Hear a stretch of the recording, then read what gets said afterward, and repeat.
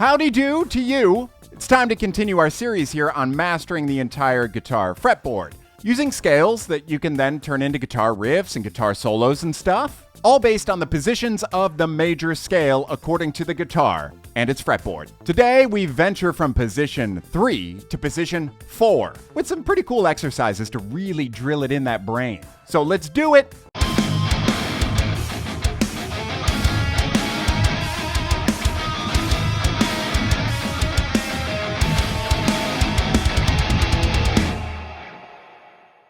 Hey there and welcome, and as always, make sure you subscribe so that you see all of this series as it continues to come out, as well as all the other videos that I do way too much in life with my time. And if you're already subscribed, a thank you. So let's kind of recap where we're at this point. Obviously, we're learning all positions of the same major scale, and we've been working through G major through this series, but really this can be moved anywhere, and we'll talk about that later as we continue in the series. But again, just a quick reminder, the reason we want to focus so heavily on mastering the natural diatonic major scale is because literally every scale that exists is based on the major scale. So once you master this, it's not so difficult to make slight changes to have new scales. And if you haven't noticed already, it's really easy to understand where we start with all of these positions. So far we've gone from position 1 to position 2, and position 2 to position 3. So let's do a really quick recap on those so you can play along with me so you don't forget them. Position 1 in G major looks like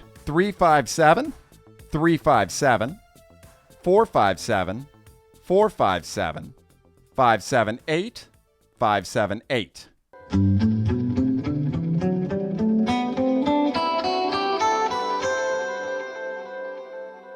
Position 2 starts on the 5th fret, and we go 5-7-8, 5-7-9, 5-7-9, 5-7-9, 7-8-10, 7-8-10.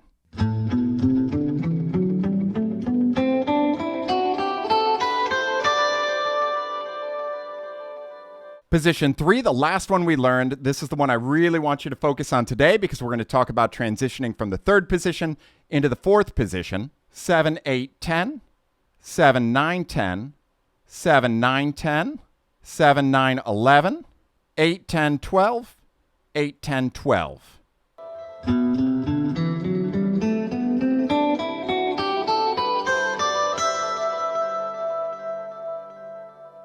And just in case you're a really visual learner like me and you like to see patterns, I'll make sure that I put that 3rd position pattern up on the screen right now so that you could take a look and pause it, take screenshots, whatever you need to, before we start to move on into moving into position number 4.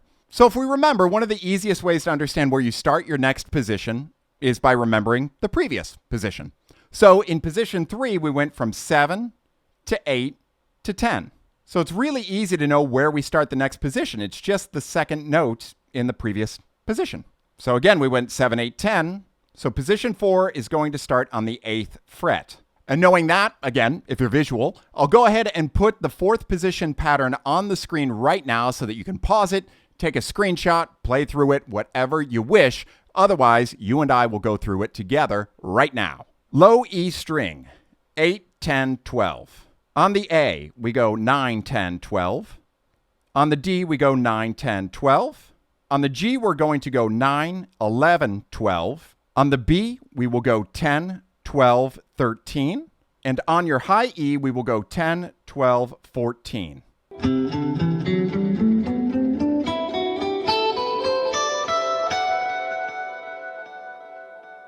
So before we go into the exercises and how I want you to drill these into your brain here, we can start to notice, again, the benefit of understanding all positions of the same scale across the fretboard. We've only done 4 positions at this point. We've gone all the way down here at that 3rd fret, and we're already ending all the way up here on that high E on the 14th fret. So it gives you a large map of all the right notes that will match the key signature of G major. Again, they're all the same notes. It's the same 7 notes, but we're playing them all over the place in the same octaves or different octaves. But that way you're not trapped here or here. You're seeing it all over the fretboard. So how do I want you to practice this in order to really retain it and lock it in? I have 2 practical things that I want you to run through in your practice sessions coming up this week. The shorter version is literally going from the 3rd position directly into the 4th position. So I want you to walk up the scale starting on that 3rd position, going 7, 8, 10, 7, 9, 10, 7, 9, 10, 7, 9, 11,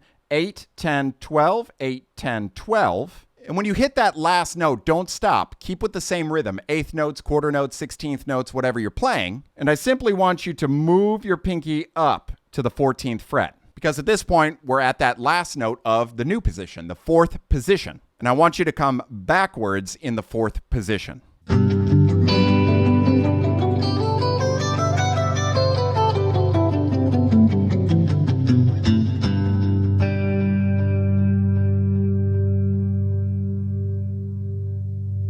Now again, that one is really to lock in you transitioning from the third position into the fourth, but this whole series is about learning all of it and memorizing it all. So we're going to keep that same concept, and we're going to go from position 1 into position 2, into position 3, into position 4. In the same way as well. We're going to start at position 1, and we're going to start low and end high. We're going to move that hand on the high E string up to the last note of the second position, go backwards. We're going to move our index finger up to the first note of the third position, work our way up the scale, and do what we just did. Move up to that 14th fret and come back in the fourth position.